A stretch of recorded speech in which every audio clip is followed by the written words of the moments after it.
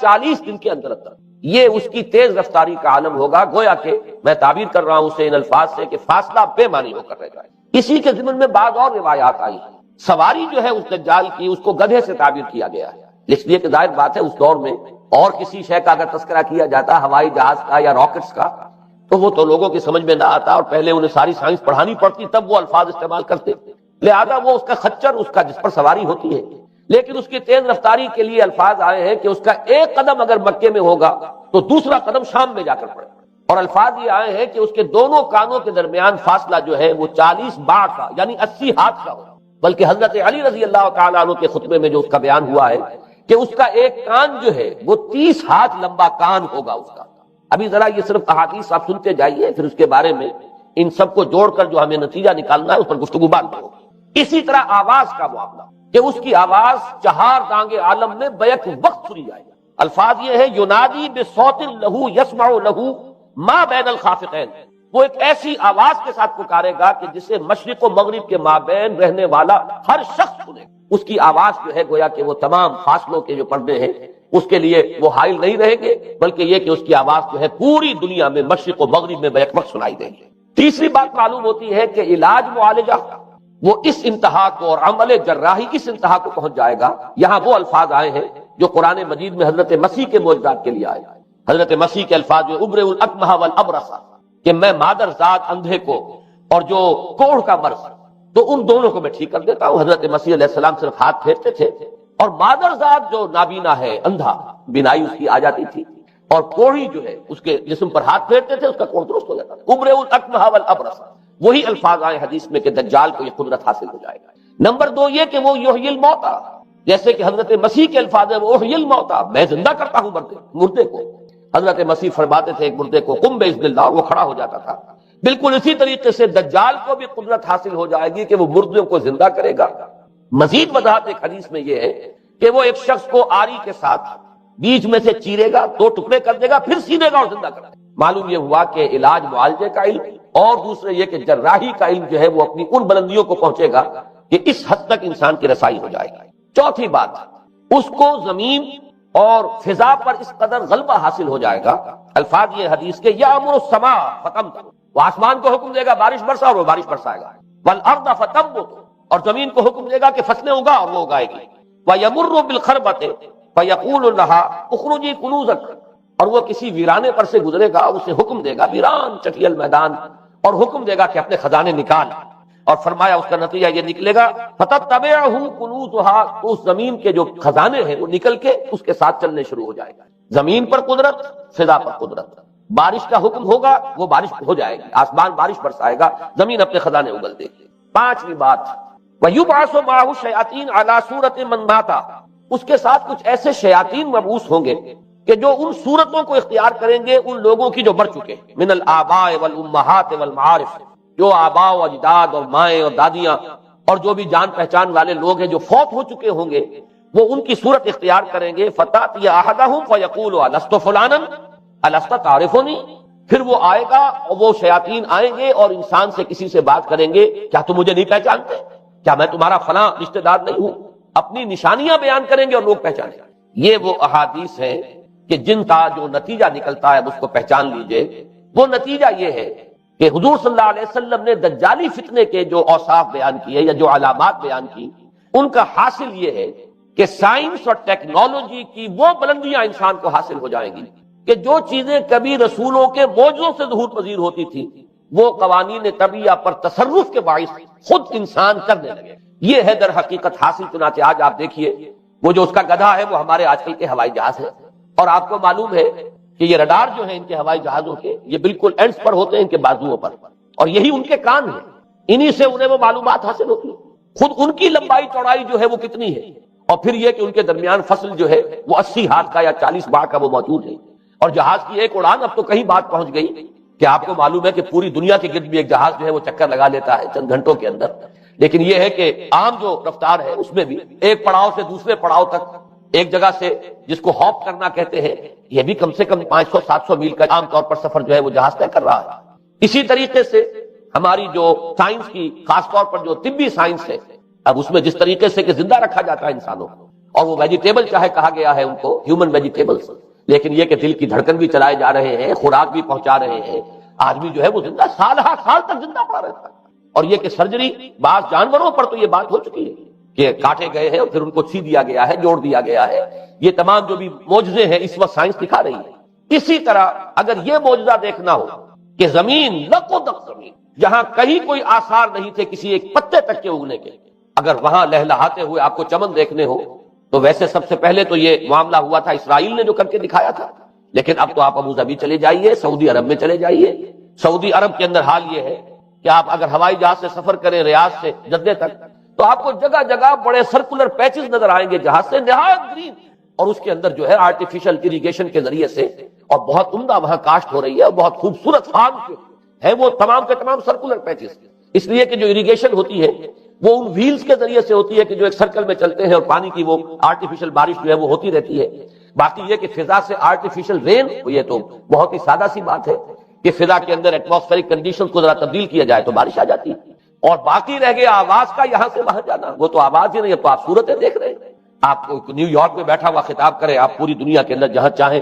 وہ all world antenna آپ کے پاس صرف ہونا چاہیے، باقی یہ کہ آپ دنیا کے کسی بھی گوشے میں بیٹھے ہوئے کسی شخص کا خطاب جو وہ سن سکتے ہیں۔ تو معلوم یہ ہوا کہ در حقیقت یہ جو دجالی فتنہ ہے، یہ جس کے اوصاف جو بیان کیے گئے، ابھی میں اس کو لفظ فتنہ سے تعبیر نہیں کر رہا، اس سے جس چیز نے فتنہ بنایا وہ ابھی میں آپ سے عرض کروں گا، لیکن یہ جتنے اوصاف حدیث میں آئے، جتنی صفات بیان ہوئی ہیں، جو کوائف وہاں سامنے آ رہے ہیں، ان سب کا حاصل تو ایک لفظ میں یہ ہے کہ سائنٹیفک ڈیولپمنٹ اور ٹیکنالوجیکل ڈیولپمنٹ وہ اس درجے کی ہو جائے گی کہ قواعد طبیعیہ پر، فورسز آف دی نیچر پر انسان کو تصرف اور تسلط حاصل ہو جائے گا اور وہ انہیں استعمال کرے گا، اور اس طریقے سے اس کے اندر وہ ساری کی ساری کیفیات جیسے کہ آج ہم دیکھ رہے ہیں اپنی نگاہوں کے سامنے وہ پیدا ہو جائے گا۔ اب سوال یہ ہے کہ اس شے کو فتنہ کس چیز نے بنایا، یہ بات سمجھ لیجیے۔ جہاں تک سائنسی ترقی کا تعلق ہے، تکنیکی ترقی کا تعلق ہے، یہ چیزیں فی الاصل فتنہ نہیں ہے، یہ تو وہ علم آدم الاسماء کلھا کا ظہور ہے۔ اللہ تعالیٰ نے ازل میں حضرت آدم علیہ السلام کو جو صلاحیت عطا فرما دی تھی،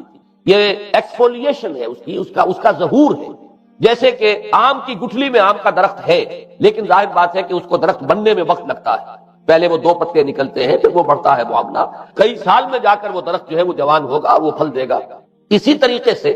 یوں سمجھئے کہ بالقوہ وہ علم حضرت آدم علیہ السلام کو دے دیا گیا، یعنی وہ صلاحیتیں ودیت کر دی گئی، وہ فیکلٹیز، سمع اور بصر اور فؤاد، دیکھو سنو نتیجہ نکالو اور آگے بڑھو۔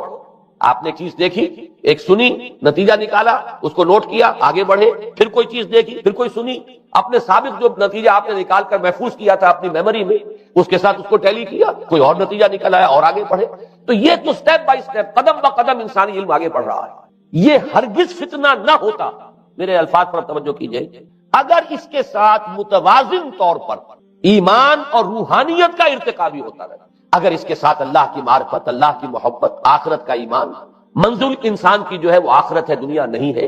اگر یہ چیزیں ساتھ کے ساتھ ہوتی تو یہ ہرگز فتنہ نہیں۔ فتنہ در حقیقت اسے جس نے بنایا ہے وہ یہ ہے کہ کچھ ایسے اسباب ہوئے ہیں، اور وہ اسباب آج مجھے بیان کرنے کہ در حقیقت موجودہ عیسائیت اس کا سب سے بڑا سبب ہے۔ اس کے نتیجے میں ایک بہت بڑا گیپ ہے، اپالنگ گیپ ہے، بڑا مہیب خلا ہے، بڑی وسیع خلیج ہے جو حائل ہو چکی ہے کہ ایمان اور روحانیت ختم ہوتے چلے گئے اور یہ ٹیکنیکل اور سائنٹیفک ڈیولپمنٹ بڑھتی چلی گئی۔ ان دونوں کے درمیان جو مہیب خلا پیدا ہوا ہے اس نے اسے فتنہ بنا دیا ہے، اور عظیم ترین فتنہ بنا دیا۔ ورنہ اگر اس کے ساتھ ہی اللہ پر ایمان، آخرت پر ایمان، اور انسان کے اندر ایمانی کیفیات، اس کی روحانی کیفیات اگر یہ بھی برقرار رہتی، بلکہ اس کے ساتھ متوازن طور پر ان کو ترقی کرنا چاہیے، تو یہ ہرگز فتنہ نہیں ہے۔ تو پہلی بات یہ سمجھ لیجئے کہ اگرچہ دجالی فتنے کے جو صفات، اس کے اوصاف، اس کی علامات، اس کے مظاہر جو بھی حدیث کے ذریعے سے ہمیں معلوم ہے، جس کا میں نے ابھی آپ کے سامنے تذکرہ کیا، وہ سب در حقیقت تعبیر ہے اس دور کا جو محاورہ ہے، اس دور کی جو زبان ہے، اس دور میں جن الفاظ سے گفتگو کی جا سکتی تھی، اس دور کے ایڈیم میں آج کی جو سائنٹیفک اور ٹیکنالوجیکل ترقی ہے گویا کہ اس کی تعبیر کی گئی ہے کہ وہ دجالی فتنہ ہوگا۔ لیکن اس شے کو فتنہ بنانے والی شے در حقیقت یہ ہے کہ ایک بہت بڑی خلیج حائل ہو چکی ہے ایمان اور روحانیت، اور دوسری طرف سائنٹیفک اور ٹیکنالوجیکل ڈیولپمنٹ میں ان دونوں کے درمیان اتنا بودھ اور فخر پیدا ہو گیا ہے کہ جس کی وجہ سے اس نے فتنے کی شکل اختیار کی۔ اس کا سبب کیا ہے، آج ہمیں اس پر غور کرنا ہے۔ دیکھیے حضرت مسیح علیہ السلام کا دین، اور جیسا کہ میں نے عرض کیا ہے سورہ کہف کے پہلے رکوع میں تذکرہ انہی کا ہو رہا ہے، وَيُنذِرَ الَّذِينَ قَالُوا اتَّخَذَ اللَّهُ وَلَدًا، ما لهم به من علم ولا لآبائهم كبرت كلمة تخرج من أفواههم يقولون إلا كذبا فلعلك باخع نفسك على آثارهم إن لم يؤمنوا بهذا الحديث أسفا. ان آیات کا پہلے ترجمہ آپ سن لیجئے. جو پہلی آیات ہے ان کا ترجمہ ہم کر چکے ہیں. کل حمد اس اللہ کے لیے ہے جس نے اپنے بندے پر کتاب نازل فرمائی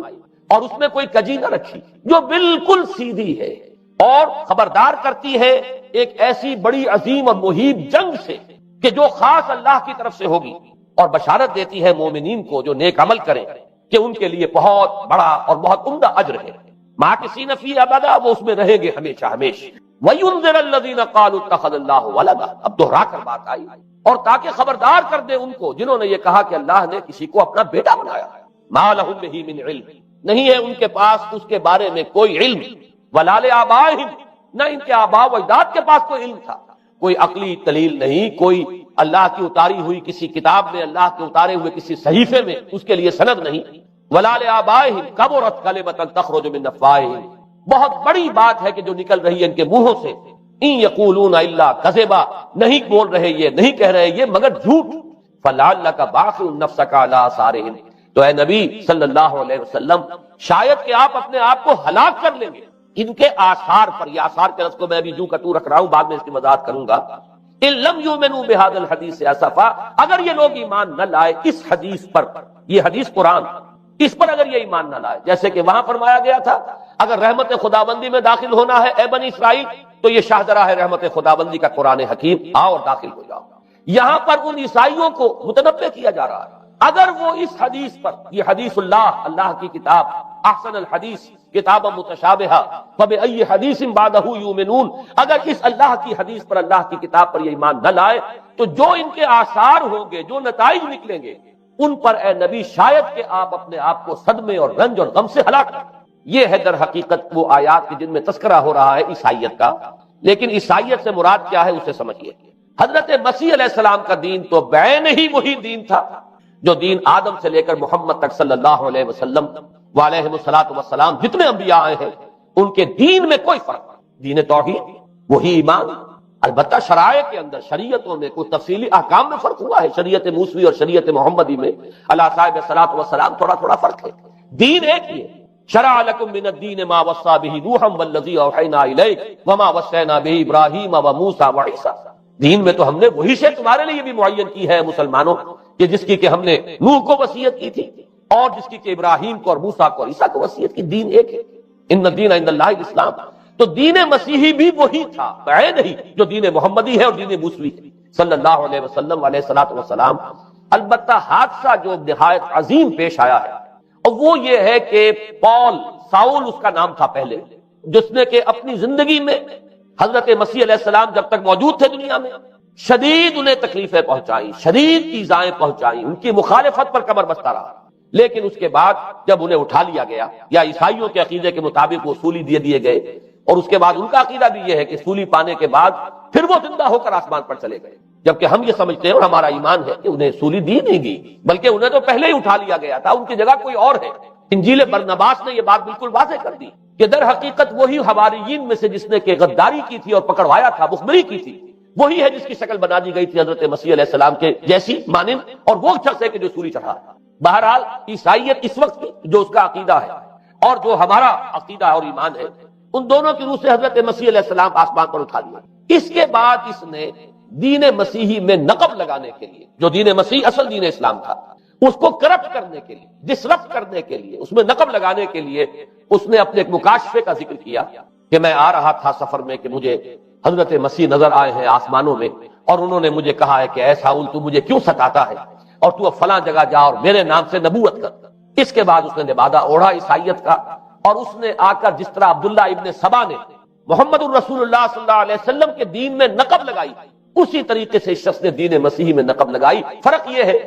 کہ دین محمدی صلی اللہ علیہ وسلم، کیونکہ یہ آخری دین، اب کوئی اور رسول آنے والا نہیں تھا، اللہ تعالیٰ کی طرف سے اس دین کو، اس شریعت کو ایک پروٹیکشن حاصل ہے، لہذا ایک جزو کی حد تک گمراہی جو ہے پھیل سکی، کل پر محیط نہیں ہوئی. لیکن بدقسمتی سے دین مسیحی کے بارے میں یہ ہوا کہ کچھ عرصے تک تو کشمکش رہی ہے. اصل دین مسیحی پر بھی جو کاربند لوگ تھے اور جو اس کے اوپر مستقیم رہے وہ قائم کچھ عرصے تک رہے ہیں، لیکن ہوتے ہوتے تقریباً اس دور تک آ کر جب کہ حضور کی بعثت ہوئی ہے، اصل دین مسیح کے ماننے والے تقریباً